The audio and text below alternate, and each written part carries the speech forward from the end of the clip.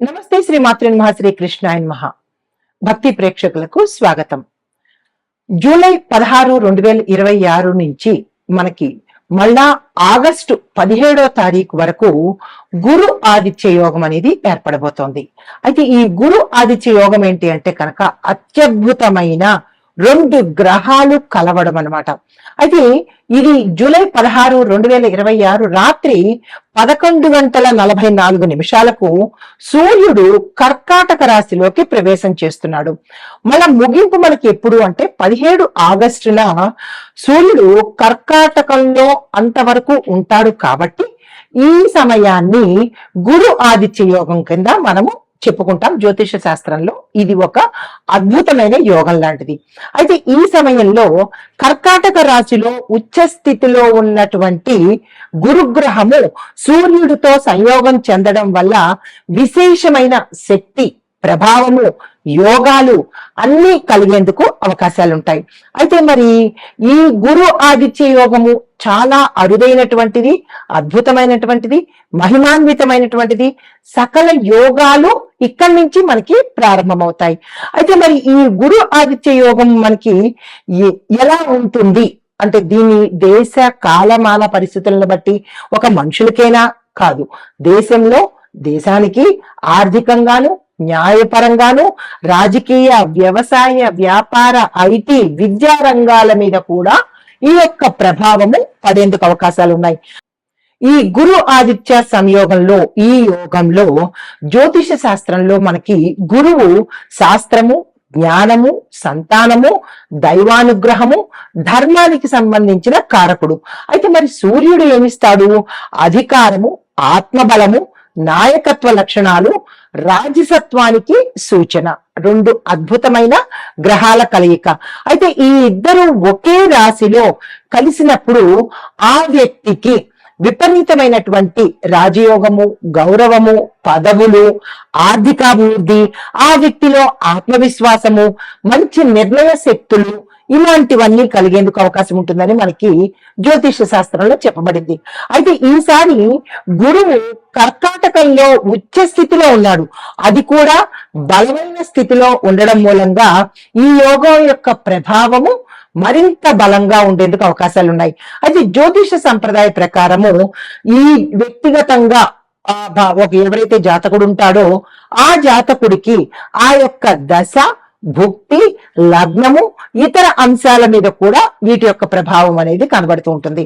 అయితే మరి దేశ పరిస్థితులు ఎలా ఉండబోతున్నాయి అంటే విద్య, పరిశోధన, సాంకేతిక రంగాల్లో పురోగతి కనిపించే అవకాశం కనబడుతోంది. ప్రభుత్వ నిర్ణయాలు ప్రజాహితానికి సరిపడేట్టుగా ప్రజల హితం కోరినటువంటి అంశాల మీద దృష్టి పెట్టడం జరుగుతుంది.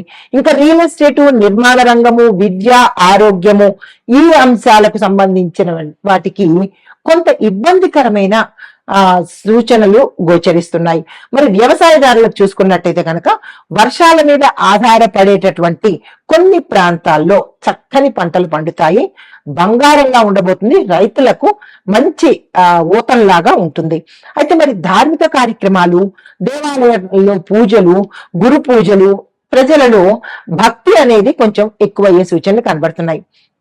అయితే ఈ యొక్క ప్రభావాలు ఒక కర్కాటక రాశి వారికేనా లేదా అంటే 12 రాశుల వారికి ఎలా ఉండబోతోంది అనే అంశంలో తదుపరి రాశి తులారాశి. ఈ గురు ఆదిత్య యోగంలో తులారాశి వారి యొక్క గ్రహస్థితికి 10వ స్థానంలో ప్రభావం ఎక్కువగా చూపిస్తోంది. ఈ స్థానము ఉద్యోగము, వృత్తి, వ్యాపారము, పదవి, కీర్తి, సమాజంలో గుర్తింపు, వీటికి సంబంధించిన స్థానం ఇది. అయితే ఈ సమయంలో గురువు వృత్తి జీవితంలో అభివృద్ధి ఇస్తాడు, మంచి మంచి అవకాశాలు ఇస్తాడు. మరి సూర్యుడు అధికారము, నాయకత్వము, ఉన్నతమైన పదవులు, ఉన్నతమైన స్థానము, రాజయోగాన్ని కూడా ఇచ్చేందుకు అవకాశాలు ఉన్నాయి. మరి ప్రధాన ఫలితాలు ఈ తులారాశి వారికి ఎలా ఉండబోతోందంటే మీ యొక్క వృత్తిలో అంటే మీ ప్రొఫెషన్ లో కీలకమైన అన్ఎక్స్పెక్టెడ్ మార్పులు వచ్చే అవకాశం కనబడుతోంది. పేరు ప్రతిష్టలు పెరగడంతో పాటు మీ బాధ్యతలు కూడా 2 పెరిగే అవకాశం ఎక్కువ ఉంది. మీ పనితీరుకు గుర్తింపు రావడంతో పాటు సమాజంలో మీ స్థానము సుస్థిరంగా ఉండేందుకు అవకాశాలు ఉన్నాయి. ఇంకా ఉద్యోగస్తులు చూసుకున్నట్టయితే మీ ఉద్యోగంలో గ్రోత్ తో పాటు ప్యాకేజీ పెరగడము, ధనపరంగాను పేరు పరంగాను కూడా మంచి పేరు ప్రఖ్యాతలు వస్తాయి. ప్రమోషన్ లేదా కొత్త బాధ్యతలు, అంటే మీరు చేస్తున్న పని కాకుండా అదనంగా కూడా బాధ్యత వచ్చే అవకాశం కనబడుతోంది. తీసుకునే ప్రయత్నం చేసుకోండి. అధికారుల నుంచి మంచి ప్రశంసలు రావడంతో పాటు ఒక అనుకోని గిఫ్ట్ కూడా మీకు వచ్చే అవకాశం కనబడుతోంది. ప్రభుత్వ రంగంలో ఉన్న వారికి మంచి మంచి అవకాశాలు వస్తాయి. టెండర్లు వేసేందుకు ఇది అద్భుతమైన సమయము. మీ నాయకత్వ లక్షణాలు, సామర్థ్యము వెలుగులోకి వచ్చే అవకాశం కనబడుతోంది. అయితే మరి ఇక్కడ జాగ్రత్త ఎక్కడ ఉండాలి ఈ రాశిలో ఉండే వాళ్ళంటే, మీ యొక్క సహోద్యోగులతో మాట్లాడేటప్పుడు జాగ్రత్తగా మాట్లాడండి. ఆచి తూచి మాట్లాడే ప్రయత్నం చేయండి. ఓవర్ కాన్ఫిడెన్స్ తో, ఎంతూజియాజం తో లేదా ఉత్సాహంతో ఏవి షేర్ చేసుకునే ప్రయత్నం చేయకండి ఈ గురు ఆదిత్య యోగం ఉన్నంత వరకు. అయితే మరి ప్రైవేట్ రంగంలో ఉన్న వాళ్ళకి, ఐటీ రంగంలో ఉన్న వాళ్ళకి ఎలా ఉంటుందంటే, మీ సీనియర్స్ పొజిషన్స్ మీకు వస్తాయి. వాళ్ళు ప్రమోట్ అయ్యి వారి యొక్క స్థానము మీకు వచ్చే అవకాశం కనబడుతోంది. ప్రాజెక్ట్ లీడర్ అవకాశాలు కూడా మీకు వస్తాయి. అందుకునే ప్రయత్నం చేయాలి.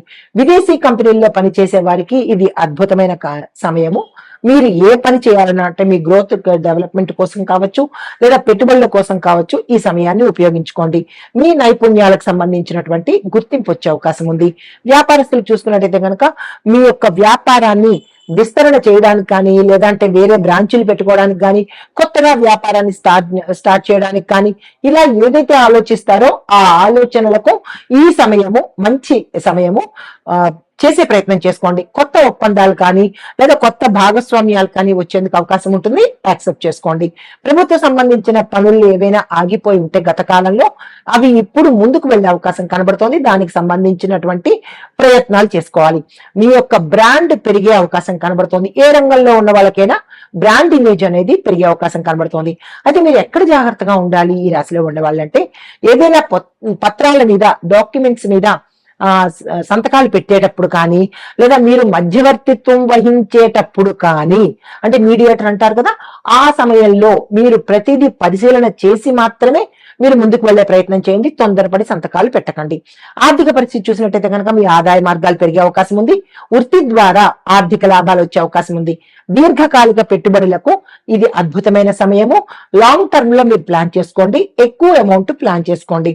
ఖర్చుల మీద నియంత్రణ పెట్టుకునే ప్రయత్నం చేయండి. ఆకస్మిక ఖర్చులు వచ్చే అవకాశం ఉంది. అయితే విద్యార్థులు చూసుకున్నట్టయితే కనుక వృత్తి సంబంధిత, అంటే ప్రొఫెషనల్ కోర్సు చేసే వాళ్లకు లేదా కొత్త కోర్సులు చేసే వాళ్లకు ఇది చాలా అద్భుతమైన సమయము. పోటీ పరీక్షల్లో ఎవరైతే సక్సెస్ కోరుకుంటారో కొద్దిగా శ్రమ పడాలి. అంత తొందరగా ఈ సమయంలో రాకపోవచ్చు. కొద్దిగా శ్రమపడి చేసినట్టయితే వచ్చే అవకాశం ఉంది. మేనేజ్మెంట్, లా, టెక్నికల్ ఇవి చదివే విద్యార్థులకు అత్యద్భుతమైన సమయము. మీరు ఏదైతే గోల్స్ పెట్టుకున్నారో ఆ గోల్స్ ని రీచ్ అయ్యేందుకు అవకాశాలు ఎక్కువ ఉన్నాయి.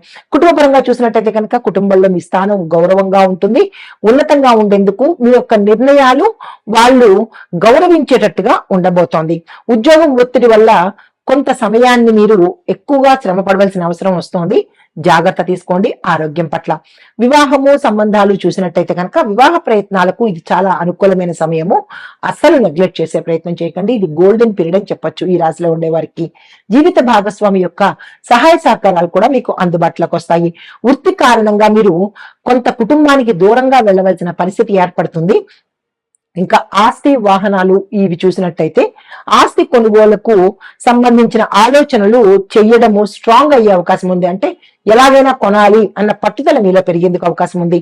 ఉద్యోగ అభివృద్ధి వల్ల, అంటే మీకు జాబ్ లో వచ్చినటువంటి ప్యాకేజీ పెరగడం కానీ లేదా ఏరియర్స్ రావడం కానీ, ఈ యొక్క అనుకూలత వల్ల మీరు తప్పనిసరిగా వాహనాలు కొనుక్కునేందుకు అవకాశాలు కనబడుతోంది. యోగం కూడా ఉంది. ఆ దిశగా ప్రయత్నం చేసుకోండి. పత్రాల విషయంలో మాత్రం చాలా జాగ్రత్తలు తీసుకోవాలి. తొందరపడి సంతకాలు పెట్టకండి. రైతులకు కొత్త పద్ధతులు పాటిస్తేనే మీకు లాభాలు వస్తాయి. లేదంటే గతంలో ఎలా ఉన్నారో ఇప్పుడు కూడా అలాగే ఉండే ప్రయత్నం ఉంటుంది. చాలా జాగ్రత్తలు తీసుకోవాలి రైతులు. మార్కెట్ పరిజ్ఞానాన్ని మీరు కొంత పెంచుకోవాలి. వ్యవసాయ అనుకూలతకు సంబంధించినటువంటి వ్యాపారాలు ఎవరైతే చేస్తున్నారో వాళ్ళకి ఎక్కువగా లాభాలు వచ్చే అవకాశం కనబడుతోంది. రాజకీయ రంగంలో చూసినట్టయితే కనుక మీ యొక్క పేరు ప్రతిష్టలు పెరిగేందుకు అవకాశం ఉంది. దాంతో పాటు ఉన్నత వ్యక్తులు, పెద్దల యొక్క పరిచయాలు ఏర్పడే అవకాశం కనబడుతోంది. పదవి లేదా బాధ్యతలు పెరిగేందుకు అవకాశంతో పాటుగా కొంతమందికి పదవి కోల్పోయే అవకాశం కూడా కనబడుతోంది ఈ రాశిలో ఉండే వారికి. నాయకులు కొద్దిగా జాగ్రత్తలు వహించుకోండి. కళారంగంలో ఉన్న వాళ్ళకి, యూట్యూబర్లకి, మీడియా రంగంలో ఉన్న వాళ్ళకి మీ యొక్క పనితీరుకు మంచి అవకాశాలు వస్తాయి. దీంతో పాటు మీ ప్రొఫెషనల్ ఇమేజ్ కూడా పెరిగేందుకు అవకాశం కనబడుతోంది. పెద్ద పెద్ద అవకాశాలు వస్తాయి. మీకు హెల్ప్ చేసే వాళ్ళు కూడా చాలా ఎక్కువ మంది వస్తారు.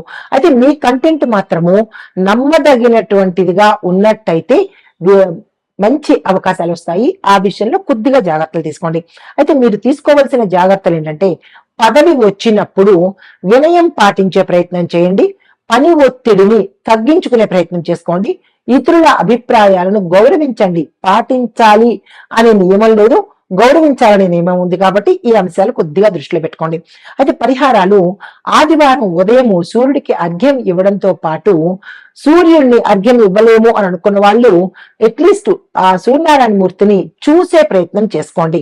తర్వాత గురువారం రోజు పసుపు రంగు పువ్వులతో గురు పూజ చేయండి. గురు సంబంధిత ఆలయ దర్శనం చేసుకోండి.